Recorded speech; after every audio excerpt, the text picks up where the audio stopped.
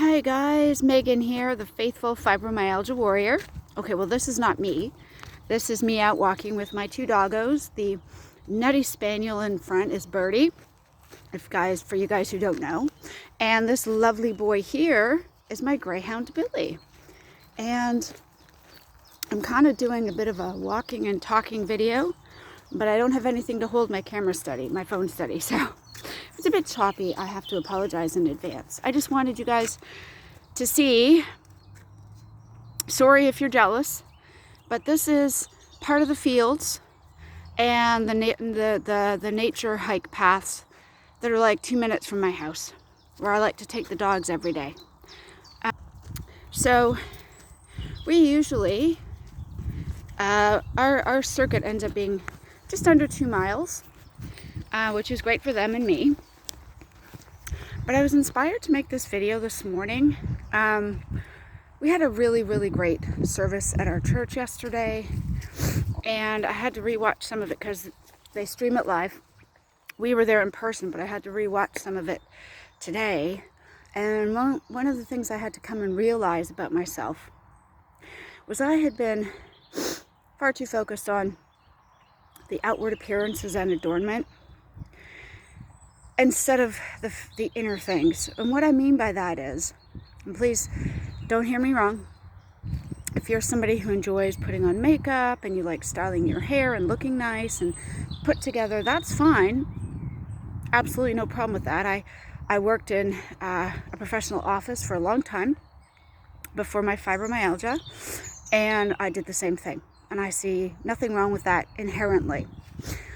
But what I came to realize is through my healing journey, especially over the last few weeks and months, especially over the last little while when I broke out with this bizarre skin affliction. Now, I did have a nurse practitioner confirm that it is rosacea, which I have had since I was a teenager, but never breakouts all over my face. It was more just, I always looked like I was embarrassed, or I had too much to drink, alcohol-wise, right? Because my cheeks especially would always go red really easily. But she did say that as we get older, symptoms can change and progress. So as to what set it off, I don't know exactly. She didn't know. I have to wait to see a dermatologist in a few months to see if they have any other insights. But basically, I was so worried about having such a bad case of rosacea. I was embarrassed. I thought, oh, it made me suddenly look ugly. I can't make videos. I can't show my face, because surely if I'm following a carnivore diet, then I shouldn't ever have skin issues. I shouldn't have any rosacea. And of course, that's just not true, because there's so many different things that could cause it. Never mind the fact I was in the States for 3 weeks, just over, where the air and water and food quality standards are different than here, which I talked about in other videos. Not to say that they're toxic or horrible and don't ever go, no. But, sorry about the lighting behind me there. There, a shot of part of what I'm walking through. But it's different to what I'm used to. More people means more air pollution, which will affect our skin, right? Chemicals in the water to soften it, in my case, dries my skin out even more, which is probably partly why my skin got so dry and irritated whilst I was away. It has actually calmed down quite a bit since coming home, and they've given me some ointment to try. But I was so worried about what was on my outside. I stopped, not that I wasn't grateful for the general big, like the really big heals. Like, I haven't been in a chair, I haven't needed a wheelchair since November.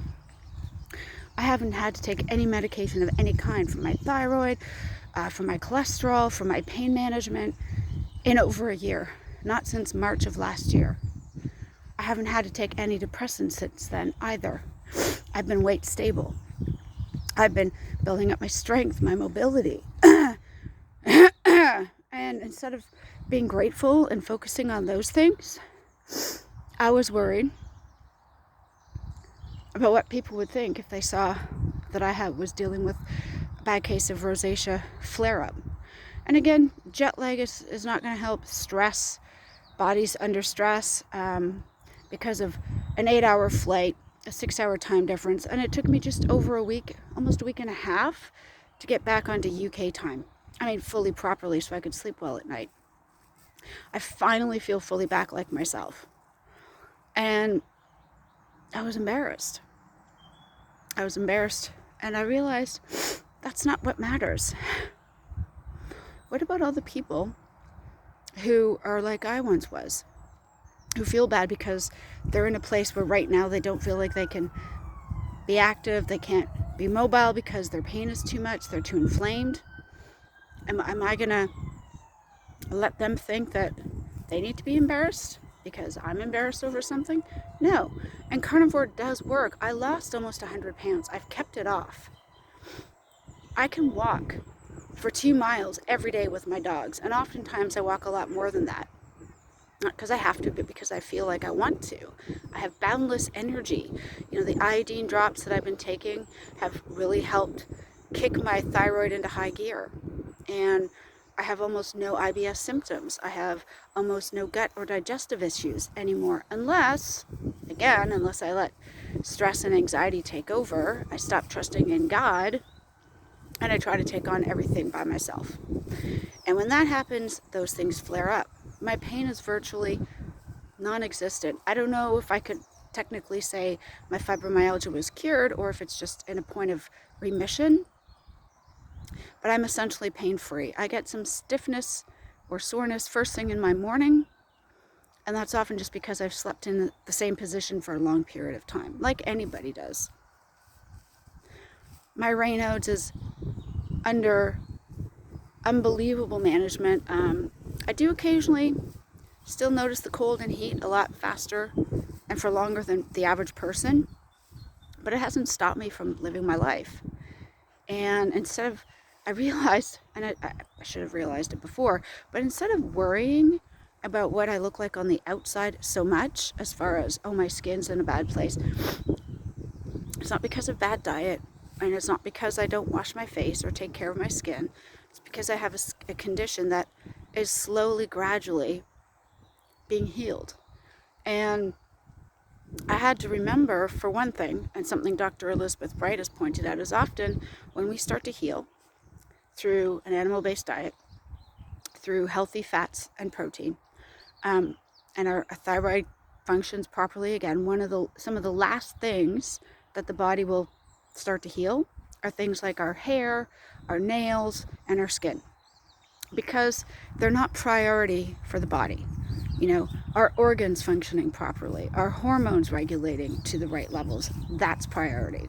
And in the meantime, I'm saved. You know, as a Christian woman, I'm saved. God has saved me through his son. Wow. Even if nothing else had ever happened, that alone is worth praise and joy, right? On top of that, I can take my dogs out and walk them every day. I get to enjoy a beautiful day like today. You can hopefully see this glorious sky and weather. It's about, I don't know, 10 degrees, feels like about 13. A beautiful spring day. And I get to do all of that with God. And my apologies for being too focused on the superficial. My skin will eventually heal. I mean, I've already been able to stop using leave-in conditioner. My hair is getting softer. It's not so dry and brittle. My skin isn't as dry as it once was and itchy. And that's just because of the fats and the protein and everything else that my body is building and healing is repairing itself. And I had to remember, it takes time. And so here I am, rosacea and all. To not be ashamed, to not be worried. And that, by the way, does not mean that carnivore didn't work. It just means, in my case, I had a lot of healing to do, and it's starting to improve. It was way worse a few days ago. It was way worse a month ago. It truly actually is beginning to heal. And that's amazing. But it might take a few weeks, it might take a few months before it clears up fully. That is the nature of rosacea, and it could come back because it's not just triggered by what I eat, but by stress, by hot drinks, by all sorts of things. A lot of those foods that can be triggers I don't eat anyway, so that's good. But I just wanted to say to you guys that I'm sorry that I allowed my concern with my outward appearance to hold me back. And that's something I'm trying to work on, is to not worry about it, to simply be grateful for the things that have healed, to be grateful for the things God has done, and not worry about the superficial. Because if you guys are anything like me, maybe that's where you're at.